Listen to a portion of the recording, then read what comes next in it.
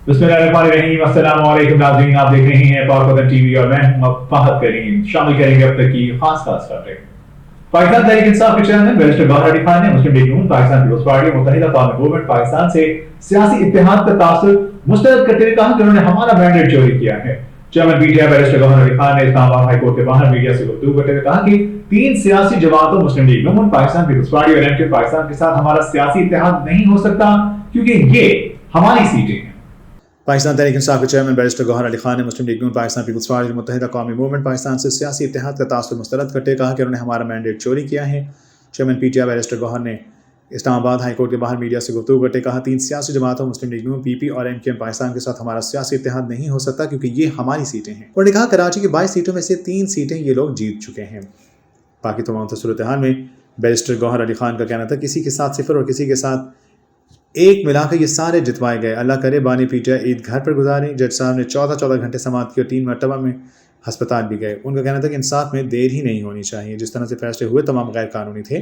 कानून की बालादस्ती पर यकीन करते हैं, अदलिया पर हमें एतमाद और एहतराम करते हैं। चेयरमैन पीटीआई ने कहा कि अदलिया जब इन मुकदमात को देखेगी तो सारे ख़त्म हो जाएंगे।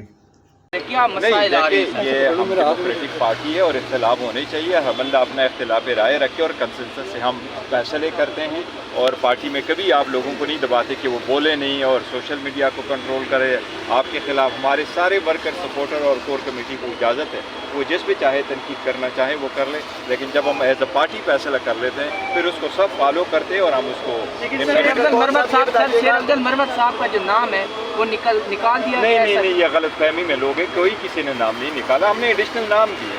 बाकी ज़्यादा से ज़्यादा लोग जो है ना सियासी लोग शामिल किए गए नहीं, ज़्यादा से ज़्यादा लोगों की ना फैसिलिटेशन हो जाए इसलिए कहा। गौहर साहब राना सनाउल्लाह ने कहा है मोहसिन नकवी जो है वो वज़ीर-ए-आज़म भी बन सकते हैं, क्या कहेंगे आप?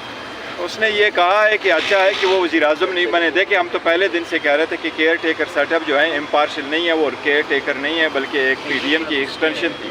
ये वही एक्सटेंशन थी जो एक पीडीएम को लेके आए थे, वही लोग इसको भी लेके आए थे और वही लोग चला रहे हैं। अरे सर 2 दफ़ा जलसा पोस्टपोन किया गया है, आप मुलतवी कर लिया गया है, आप क्या वजह है? नहीं देखिए वो मुख्तलिफ वजूहात थी। 23 तारीख को हमारा जलसा होना था, 23 तारीख को हमने कहा क्योंकि पाकिस्तान डे है और उस पर सारा कुछ बंद होगा तो हम इसको नहीं करना चाह रहे थे।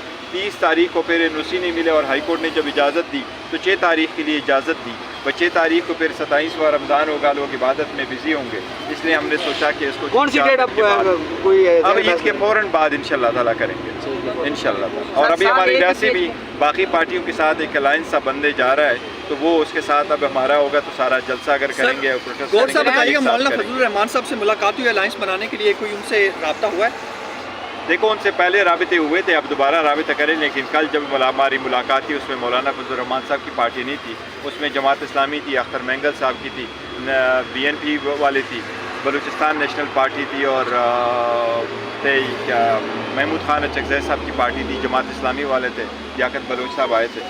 तो ये हमारा कल की पहली मीटिंग। अच्छा सर, आपके कुछ रहनुमा हैं वो कह रहे हैं कि फुल कोर्ट होनी चाहिए और इसके साथ चीफ जस्टिस से ये मुतालबा कर रहे हैं कि वो इस बेंच से अलग हो जाएं, लेकिन जो वज़ीर-ए-आज़म से मुलाकात हुई थी उसके अंदर मंसूर अली शाह भी शामिल थे, तो उनको भी अलग होना चाहिए। हमने अलग होने का किसी को नहीं कहा कि कोई इसमें से अलग हो जाए, लेकिन हम ये ज़रूर मुतालबा लेकिन करते आप पार्टी फुल कोर्ट बने। और फुल कोर्ट इसलिए बने कि अदलिया की आज़ादी की जब पहले केसेस आए हैं वो फुल कोर्ट में सुने, तो ये किसी का ज़ाती मसला नहीं है और इसमें सियासत भी नहीं होनी चाहिए। ये एक प्योरली जुडिशरी का मसला है और जुडिशरी इस मसले को इस तरह से देखे, अदरवाइज़ हम इस केस के विक्टिम रहे। जज साहिबान ने जितने भी उन्होंने इवेंट्स बताए और टाइमलाइन दी है कि हमारे साथ ये हुआ, वो एक ही किस्म के केसेस थे। जज साहिबान ने कहा कि पॉलिटिकल कंसिक्वेंशियल केसेस में इंटरफेरेंस हुई है, ये किराएदारी वाले केसेस में और बेलों वाले मैटर में नहीं हुआ है, बट पॉलिटिकल कंसिक्वेंसेस जो सिर्फ और सिर्फ पाकिस्तान तहरीक इंसाफ के पार्टी के जो रहनुमा है वो क्यों तनकीद कर रहे हैं, क्यों मुतालबा कर रहे हैं? क्या अपना रहे हैं, पार्टी ने अभी तक ये नहीं कहा। रात को जो ग्रैंड अलायंस आपका हुआ है उसमें किन अमूर पर आपकी बात हुई है? क्या ये जो मैंडेट चोरी वाली बात हुई है या इलेक्शन चोरी जो हुए हैं पूरे के पूरे? इलेक्शन चोरी या मैंडेट चोरी वाले ये एक ही बात है, इसी पे हम कर रहे हैं और हम कहते हैं जी कि ना अदलिया में इंटरफेरेंस ना हो और अवामी ताकत का इस तरह मुजाहिरा हो कि जी जो पार्लियामान फैसले करती है वही हो। सर आप जो धरना देंगे के बाद में हुकूमती अराकीन को या हुकूमती इत्तेहाद को 2 डबल अक्सरियत मिल गई है, 2 तिहाई नई पार्टी पोजीशन में, अब जो भी कानून जैसे जैसे चीफ जस्टिस की मुद्दत में बढ़ाई जा रही है, कैसे देख रहे हैं ये 2/3 का फायदा? मुझे नजर नहीं आ रहा हो क्या रहा है यार। देखो पहली बात तो ये इनके पास 2/3 नहीं होने चाहिए, वो हमारी रिजर्व सीट है, सुप्रीम कोर्ट में है, देखते हैं सुप्रीम कोर्ट इसमें क्या फैसला करती है। लेकिन इन एनी केस अगर 2/3 अक्सरियत आ भी जाती है और उन्होंने कॉन्स्टिट्यूशन अमेंड करने की भी इजाज़त है, तो कॉन्स्टिट्यूशन में अपनी ज़ाती मफादात के बलबूते और किसी को फ़ायदा पर्सन वाहिद को फ़ायदा पहुँचाने के लिए तरामीम नहीं होने चाहिए। देखो जब हमने तरमीम की है किसी एक बंदे को मद्देनज़र रखते हुए, तो मुल्क कौम और जमहूरियत का नुकसान हुआ। इसलिए अगर करना भी है तो ज़्यादातर मुल्क और कौम और की जो जायज़ बात है उसके लिए तरमीम।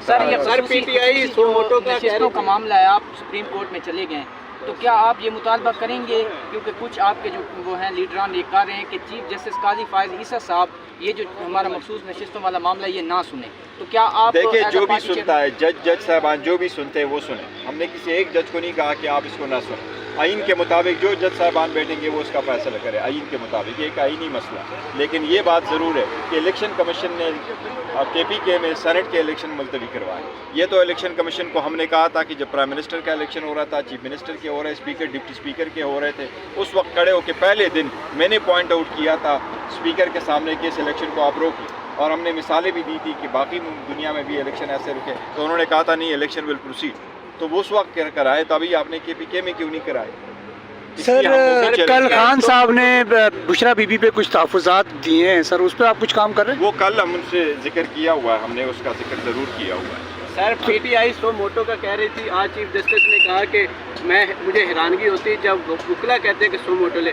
आप एक वकील भी हैं और चेयरमैन भी हैं पार्टी के, क्या कहेंगे इस पर? देखिए सुप्रीम कोर्ट पहले भी सोमोटो लेते रही है और इस मसले में भी सोमोटो की इसलिए रिक्वेस्ट थी कि अगर जज साहिबान की लेटर आपके पास आया तो या तो आप उसको पिटीशन समझे और जज साहिबान पिटीशन फाइल कर सकते हैं। इफ्तियार मोहम्मद चौधरी साहब ने भी खुद पिटीशन। इस्लामाबाद की एहतसाब अदालत ने पिंड दारा खान तजहन तरक्याती मंसूबे में माली फ्रॉड से मुताल्लिक केस में साबिक वफाकी वज़ीर फवाद चौधरी की ज़मानती मचल के जमा ना हो सके।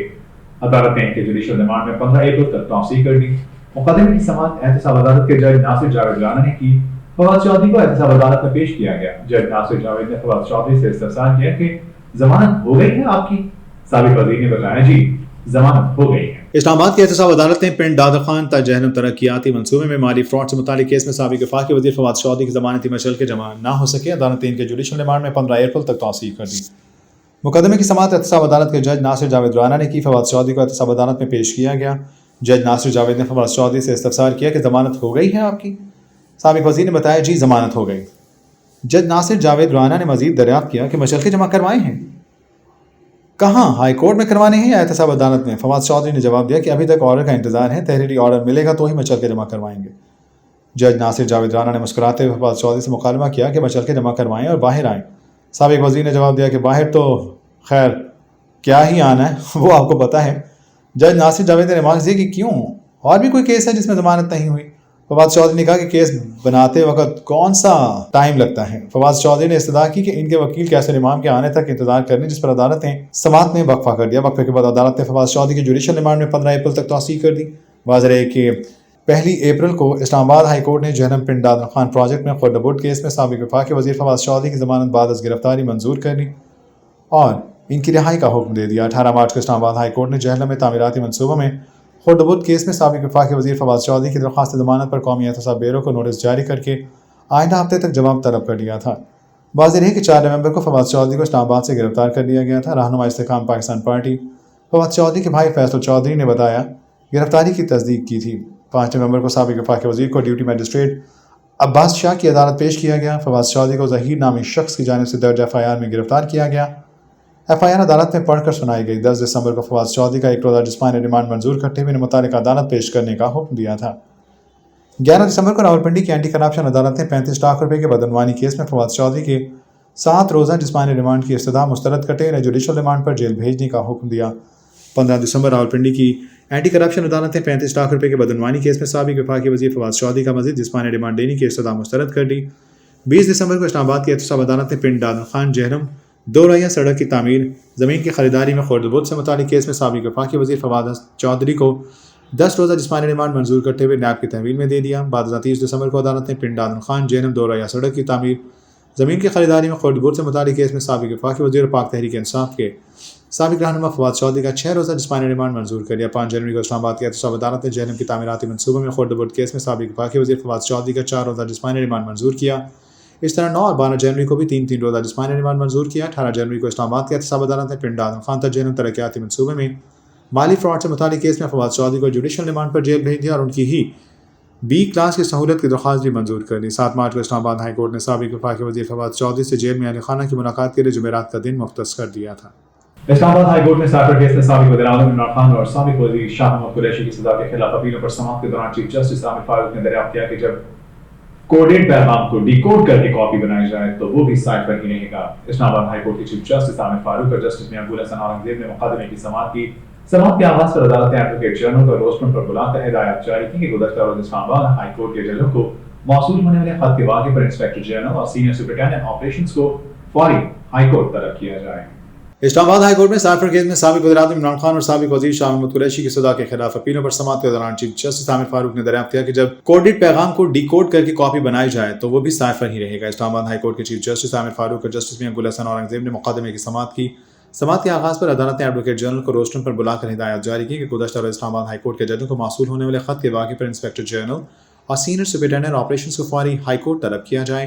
वाज़ह इमरान खान के वकील बैरिस्टर सलमान सफदर ने दलाल का आगाज़ करते हुए अदालत को बताया कि आखिर जिरह दोनों फरीक करते हैं कि केस क्या है। 342 का बयान पढ़कर सुनाया गया तो बानी पीटीआई और शाह महमूद कुरैशी से 2-2 सवाल पूछे गए। सवाल पूछने की फौरी बाद सजा सुनाई गई। बैरिस्टर सलमान सफदर ने बानी पीटीआई और शाह महमूद कुरैशी के 342 के बयान पर दलाल देते हुए बताया कि 342 के बयान में एक हिस्सा लिखा हुआ है कि जज सजा सुनाकर फौरी कोर्ट से रवाना हो गए।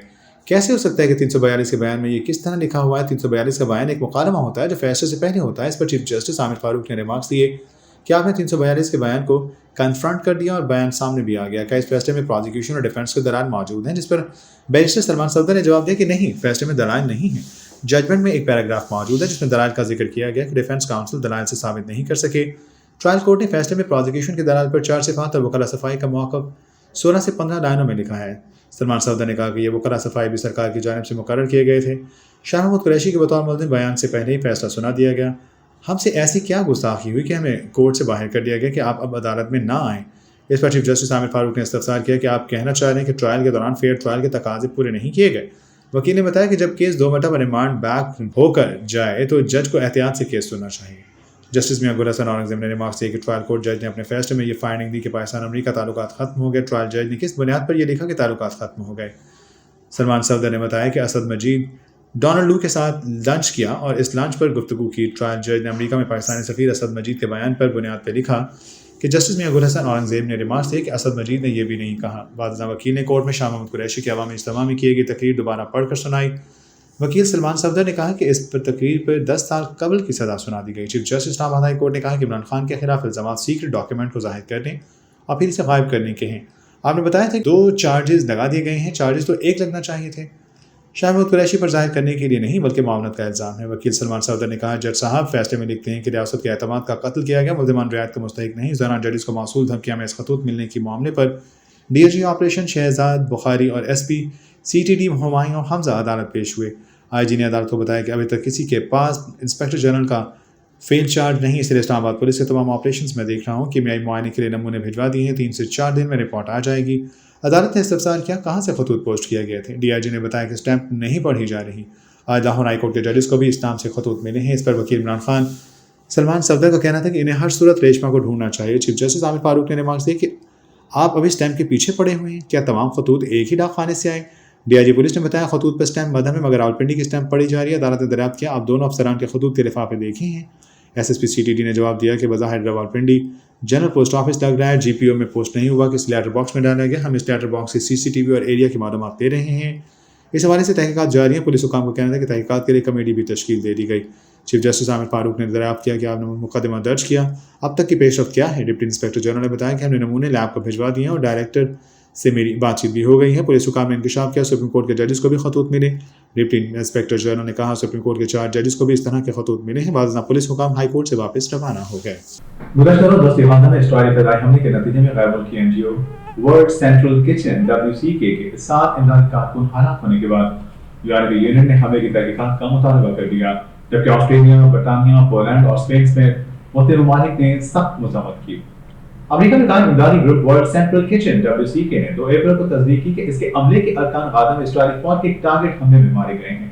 ہلاک امدادی کارکنان کا تعلق فلسطین، آسٹریلیا، پولینڈ اور برطانیہ سے ہے، جبکہ ان میں امریکہ اور کینیڈا کی دوہری شہریت رکھنے والے کارکن بھی شامل ہیں۔ گزشتہ روز وسطی غزہ میں اسرائیلی فضائی حملے کے نتیجے میں غیر ملکی NGO old central kitchen WC کے 7 امدادی کارکن ہلاک ہونے کے بعد یورپی یونین نے حملے کی تحقیقات کا مطالبہ کر دیا، جبکہ آسٹریلیا، برطانیہ، پولینڈ اور اسپین سمیت مختلف ممالک نے سخت مذمت کی۔ امریکہ میں قائم امدادی گروپ ورلڈ سینٹرل کچن نے 2 اپریل کو تصدیق کی کہ اس کے عملے کے ارکان غزہ میں اسرائیلی فوج کے ایک ٹارگٹ حملے میں مارے گئے۔ ہلاک امدادی کارکنان کا تعلق فلسطین، آسٹریلیا، پولینڈ اور برطانیہ سے ہے، جبکہ ان میں امریکہ اور کینیڈا کی دوہری شہریت رکھنے والے کارکن شامل ہیں۔ بیان میں مزید بتایا گیا کہ امدادی کارکنان 3 گاڑیوں کے قافلے میں سفر کر رہے تھے، جن پر WCK کا لوگو بھی موجود تھا۔ بیان میں کہا گیا کہ اسرائیلی فوج کو اپنی نقل و حرکت سے آگاہ رکھنے کے باوجود قافلے کو اس وقت نشانہ بنایا گیا جب وہ دیل براہ میں موجود گودام پر امدادی سامان اتار کر واپس آ رہے تھے۔ WCK نے اسرائیل سے غزہ میں اندھا دھند قتل کو روکنے کا مطالبہ کیا اور اعلان کیا کہ وہ غزہ میں اپنی امدادی کارروائیاں روک رہے ہیں۔ یورپی یونین نے غزہ میں فلسطینیوں کے امدادی کارکنوں پر حملے کی تحقیقات کا مطالبہ کیا۔ یورپین خارجہ امور کے سربراہ جوزف بورل نے اسرائیلی فضائی حملے میں ہلاک رضاکاروں کو خراج تحسین پیش کیا۔ انہوں نے مطالبہ کیا کہ سیکورٹی کونسل کی جنگ بندی، انسانی امداد کی رسائی اور شہریوں کے تحفظ کی قرارداد فوری طور پر نافذ کیا جانی چاہیے۔ دوسری جانب امریکی صدر جو بائیڈن نے کہا امدادی کارکنوں کی ہلاکت پر افسوس کا اظہار کرتے ہیں۔ جو بائیڈن نے امدادی کارکنان کی ہلاکتوں کی مذمت نہیں کی، تاہم انہوں نے کہا کہ اسرائیل نے غزہ میں امدادی کارکنوں خاطر خواہ اقدامات نہیں کیے۔ اس کے علاوہ آسٹریلیا، برطانیہ، پولینڈ اور اسپین سمیت دیگر ممالک نے واقعے پر افسوس کا اظہار کرتے تحقیقات کا مطالبہ کیا۔ دوسری جانب اسرائیلی فوج نے کہا کہ وہ واقعے کے حالات کا تحقیقات کر رہے ہیں، جائزہ لے رہے ہیں۔ واقعے کے کئی گھنٹے بعد وزیر اعظم بنجامن نیتن یاہو نے کہا کہ یہ حملہ غیر ارادی تھا۔ انہوں نے کہا جنگ کے وقت ایسے واقعات ہوتے ہیں، ہم اس معاملے کی مکمل تحقیقات کر رہے ہیں۔ مرنے والوں میں سے غیر ملکی شہریوں کی حکومت کے ساتھ رابطے میں ہیں اور ایسے واقعات کو دوبارہ رونما ہونے سے روکنے کے لیے تمام ضروری اقدامات بھی کریں گے۔ فلسطینی مزاحمتی تنظیم حماس نے اپنے ایک بیان میں کہا کہ یہ حملہ اسرائیل کی جانب سے امدادی کارکنوں کو خوفزدہ کرنے اور انہیں ان کے کام سے روکنے کی کوشش ہے۔ روس نے کہا کہ طالبان رہنماؤں کے ساتھ اہم مذاکرات ہو چکے اور طالبان کو علیحدہ دہشت گرد تنظیموں کی فہرست سے نکالنے کے لیے کام کر رہی ہیں۔ غیر ملکی خبر ایجنسی رائٹرز کی رپورٹ کے مطابق کرملن کے ترجمان نے ڈمیٹری پیسکوف نے میڈیا کے نمائندوں کو بتایا کہ یہ ایک ایسا ملک ہے جو ہمارے قریب اور ان کے ساتھ براہ راست یا دیگر ذرائع سے رابطے ہیں۔ روس نے کہا کہ طالبان رہنماؤں کے ساتھ اہم مذاکرات ہو چکے اور طالبان کو قلعدم دہشت گرد تنظیموں کی فہرست سے نکالنے کے لیے کام جاری ہے۔ غیر ملکی خبر ایجنسی رائٹرز کی رپورٹ کے مطابق کرملن کے ترجمان ڈمیٹری پیسکوف نے میڈیا کے نمائندوں کو بتایا کہ یہ ایک ایسا ملک ہے جو ہمارے قریب ہیں اور ان کے ساتھ براہ راست یا دیگر ذرائع سے رابطے میں ہیں۔ انہوں نے کہا کہ ہمیں چند مسائل حل کرنے کی ضرورت ہے اور اس کے لیے مذاکرات کی بھی ضرورت ہے، جس کے لیے ہم انہیں عملی طور پر آگاہ کریں گے جیسے ہر کوئی کرتا ہے۔